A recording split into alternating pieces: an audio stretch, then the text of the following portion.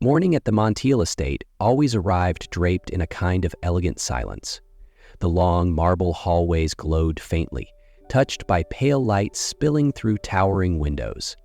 The scent of roses from the garden drifted in with the early breeze, beautiful yet distant. Tucked away in the farthest corner of the mansion, Alina Vargas, 18 years old, awoke in a room barely 8 square meters wide. Peeling paint, dim yellow light from a single bulb, she lived here like a forgotten cog in the quiet machinery of a wealthy household. No one knew her name. No one cared why a young girl from a faraway village had chosen to vanish into this place. Only she remembered, her mother, bedridden and battling a ruthless illness, waiting for the money Elena had promised to send. The rag had grown thin at the edges, soaked with bleach and fatigue, moving in tired circles under Elena's aching hands. She was scrubbing the last corner of the grand marble hallway when a familiar cold voice sliced through the air like a blade. "Well, well, what do we have here, Claudia?" The longtime housekeeper tilted her head, her eyes sharp with mockery. "The little peasant princess still hasn't finished?" Elena didn't reply. Her gaze stayed fixed on the floor, as if searching for an escape. Claudia stepped closer, each heel click on the freshly polished floor echoing like pressure on Elena's chest. "Cat got your tongue? Or did they never teach you manners in your village?" Then came the sharpest jab. "A girl who sleeps in the service quarters should be used to living like livestock. I bet your barn back home was more comfortable than this place." Elena gripped the mop handle tighter, her entire body trembling. But she stayed silent, because if she opened her mouth, she knew the tears would follow. The door closed behind Claudia, leaving Elena hollow in the silence of the grand hall. She gathered the cleaning supplies, her hands still trembling from the anger she had swallowed whole. Night had fallen by the time Elena quietly returned to the tiny room at the end of the corridor. So far out of sight, it was as if it didn't exist. The space was no bigger than a closet, and the dull yellow ceiling bulb did little to chase away the cold. She sat on the edge of the bed, trying to steady her breath, but then nothing held her back. The sobs tore from her throat, raw as gravel. She buried her face in the pillow, trying to muffle the sound, but the tears soaked through the fabric regardless. Elena didn't even know why she was crying. Was it exhaustion, humiliation, or a sorrow too vast to name? All she knew was that her chest hurt as if a stone sat upon it, heavy and immovable. The sudden sound of the door opening made Elena stop crying. She turned quickly, cheeks flushed, eyes still wet with fear. Standing in the doorway was Gabriel Montiel, the owner of the estate. He wore a white shirt, his tie loosened, hair slightly tousled, as if he had just come from a long meeting. Elena jumped up, hastily wiping her tears with the back of her hand. I'm sorry. I didn't mean to disturb." But Gabriel didn't speak. He looked at her, not like a master surveying a servant, but like a man seeing something real for the first time. Then the unimaginable happened. He knelt down, right there in the tiny room on the tear-stained floor. "Forgive me," he said, his voice low and hoarse, "for not seeing you sooner, for letting you suffer in silence with no one to speak for you." The room held its breath. Elena stared at the powerful man now kneeling before her, and something inside her began to shift. The next morning, something felt off-kilter in the rhythm of the estate. Claudia, pristine in her black uniform, entered the library as she always did. But this time, Gabriel was already waiting. "You won't need to come back," he said, his voice final, like the closing of a door. Claudia froze, lips pressed into a tight line, but Gabriel's gaze was iceless, leaving no room for argument. Within the hour, she was gone. No one mourned her absence. Elena, meanwhile, stood by the window of her new room on the second floor, facing the rose garden she once only dared to admire from afar. The sheer white curtains fluttered in the breeze, as if inviting her towards something different. Teresa, Gabriel's personal assistant, arrived with a stack of books. "Mr. Montiel says you're free to study anything you wish." Elena brushed her fingers across the cover of the first book, still in disbelief. Things were changing. not by magic, but because someone had truly seen her. That afternoon, Elena was invited to tea on the veranda for the first time. She wore a pale blue dress Teresa had chosen, her hair falling softly to her shoulders. Everything in her still hesitated, as if one wrong step would make the kindness vanish.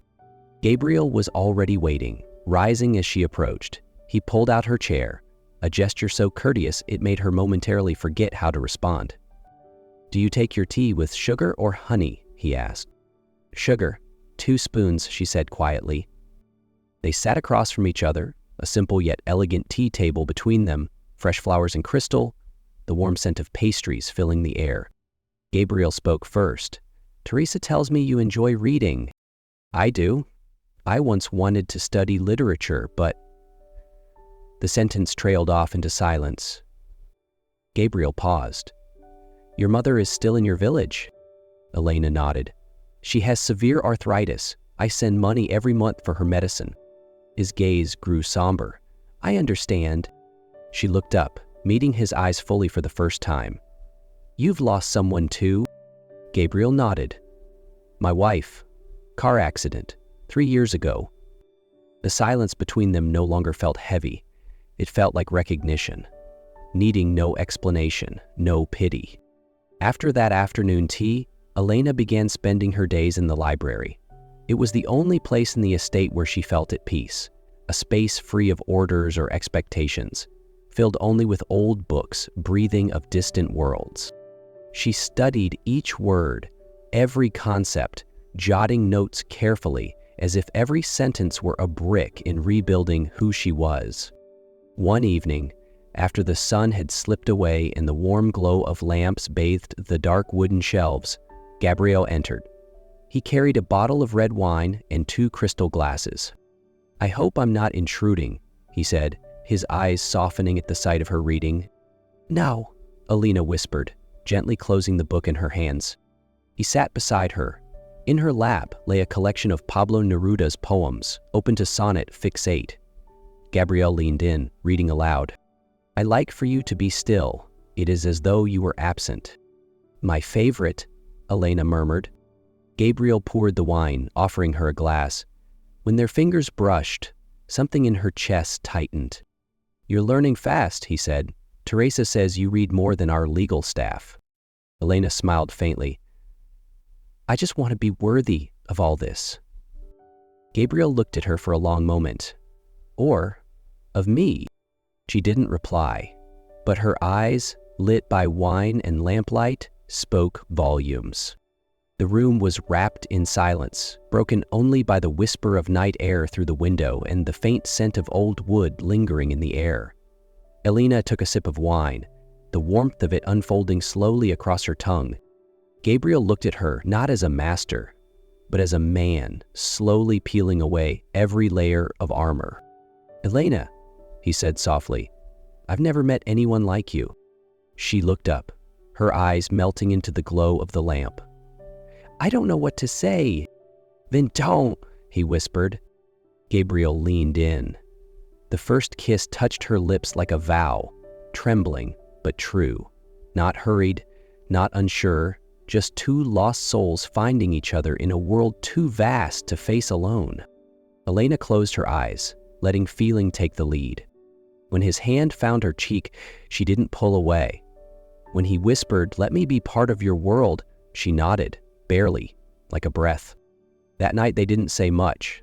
There were only glances, silence, tender touches, and hearts beating in sync. Elena had never imagined love could begin in such stillness. Not flashy, not dramatic, but strong enough to shift everything she believed about who she was. Morning light filtered through the thin curtains, falling softly across the pristine white bedsheets. Elena opened her eyes, the first sensation a sense of warmth, followed swiftly by confusion. This wasn't the familiar room downstairs. This was Gabrielle's room. She sat up, the smooth fabric of the sheets brushing her skin like a silent reminder of the night before. Her heart pounded. She looked around. A tailored suit hung neatly. A luxury watch gleamed on the nightstand, and a photo of a smiling woman rested beside it. His wife? The sense of not belonging surged like a crashing wave. She clutched the blanket to her chest, her breath catching. "How are you doing?" she whispered to herself. "A maid." One night. A mistake? Before she could second guess, Elena stepped out of bed, dressed quickly. She reached for her old suitcase and began packing. She sat still for a moment, heart racing. The memory of Gabriel's touch, Lucia's laughter, Teresa's kindness, they all tugged at her. But fear spoke louder. She had to leave before the dream turned into a cruel joke. Elena was hurriedly stuffing the last blouse into her suitcase when the door swung open. Teresa stood there, her gaze sharper than usual, not angry, but filled with a wordless understanding. "Elena," she said slowly, "where are you planning to go?" "I shouldn't be here," Elena replied, eyes rimmed with red. "I don't belong in this world." Teresa stepped inside, gently closing the door behind her. They call it Cinderella syndrome. When someone's lived with pain for too long, they run when happiness finally knocks. Elena sank onto the edge of the bed, burying her face in her hands. "I'm not the girl in this dream." The door creaked again. Lucia, 10 years old, peeked in. "Miss Elena?" Her voice was small, uncertain. "Dad said you're staying forever. Is that true?" Elena choked up. She couldn't answer. Lucia came closer and wrapped her arms tightly around her. "You make this house feel warm again. I miss the way he smiles when you're around." Teresa smiled gently, placing a hand on Elena's shoulder. "You don't need to be perfect to be loved, Elena. You only need the courage to stay." The door swung open for the third time. Gabriel stepped inside, his eyes landing instantly on the open suitcase and Elena's tear-streaked face. "You were going to leave without a word?" he asked, voice hoarse, as if trying to contain something breaking inside. Elena lowered her head. I was afraid." "Afraid of what?" "That last night was a mistake. That I'm not enough. That I'll ruin your life." Gabriel moved closer, taking her hand. "My life was already a desert, Elena. A schedule on repeat, hollow meetings, loneliness disguised as power." He sat beside her, not kneeling like before, but his gaze carried more depth than any posture could. "Tonight I knelt out of guilt," he said. "Today I stand before you because I love you." Gabriel reached into his pocket, not for a ring, but a folded piece of paper. On it in his handwriting were the words, "Give me the chance to love you every day, not through titles, but through truth." She read the words again, her fingers trembling. No ring, no diamonds, just a promise. And it was worth more than anything else. Elena looked at the note, her hands trembling. She didn't say yes. She simply nodded. And in that silence, a promise, louder than any vow, was made. After that silent nod, Elena said nothing more. But something in her gaze had softened, not because of Gabriel's promise, but because of the honesty that required no embellishment. A few days later, he said, "I want to meet your mother." Elena froze. No one had ever said that to her, as if that part of her life was too small to be acknowledged. But Gabriel didn't see her past as something to be hidden. He wanted to understand everything that had made her. The car rolled out of the city, down red dirt roads lined with endless rice fields that stretched like a green quilt of home. Elena sat by the window, her heart racing as her old house came into view. Gabriel was at the wheel. Lucia had fallen asleep in the back seat, still clutching her rag doll. The modest house appeared behind a grove of trees, its tin roof faded, but the vegetable garden still thriving. On the wooden porch, Rosa Vargas, Elena's mother, waited, frail but bright-eyed. "Elena," she smiled, voice trembling. "Mama," Elena ran to embrace her. Gabriel stepped forward, bowing his head slightly. "I'm Gabriel Montiel." Rosa looked at the tall man beside her daughter, then nodded gently. "Thank you for putting the light back in her eyes." Gabriel handed her an envelope. "These are the property transfer documents. This house now belongs to you, not out of charity, but because this place is Alina's root. And now, part of ours too. A week later, Alina was led to the East Wing room, once a guest suite for dignitaries, now sealed off for days. Gabriel stood by the door, eyes glowing with the nervous energy of a boy preparing his first gift for someone he loves. "Close your eyes," he whispered. Alina obeyed, feeling his gentle hands guide her forward. "When you open them, I hope you see yourself here." The door opened, and before her was a whole new world. Walls painted soft peach, white silk curtains swaying gently with the breeze. A canopy bed sat in the center, with cream linens and dried flowers pressed in glass frames on the walls. In the corner, a reading nook recreated the porch from her mother's home, an old wooden chair, embroidered pillows, and the faint scent of jasmine. But what took her breath away was a frame on the wall, her old maid uniform, carefully preserved under glass. "To remind you how far you've come," Gabriel said, "and that you don't have to forget your past to begin a new chapter." That afternoon, Teresa led Elena to the rose garden, the same one she had once only dared to admire from her second-floor window. But this time, something was different. The rose beds were trimmed into the shape of a perfect heart, leading to a small table draped in white linen, topped with 2 bouquets of baby's breath and a blue velvet box. Gabriel stepped out from behind the floral arch, not in a suit, but in a simple white shirt, sleeves casually rolled. "Elena Vargas," he began, not loud, but steady. "I don't need a chapel. I don't need a string quartet. I just need a place with you and your heart." He knelt down. Lucia ran up, placing a handmade doll in Elena's hands. "I want you to be my mom, not just on paper, but in my heart." Elena wept. She didn't look at the ring box or the flowers. She looked at Gabriel, the one who saw her when the world didn't. "I do," she whispered, "not just to marry you, but to stand beside you every single day." That evening, Elena sat by the window of her new room, the sunset casting everything in soft amber. In her hands was the doll Lucia had given her, a sapphire ring sparkling on her finger. She was no longer the girl hiding at the end of the corridor, clutching a mop, avoiding every gaze. She was someone who had been seen, not for her looks, but for her heart. Gabriel entered, resting a hand on her shoulder. "Ready?" Elena smiled. "I've been ready since the moment you saw me." Love is not about being rescued. Love is when someone sees you clearly among a crowd of blur.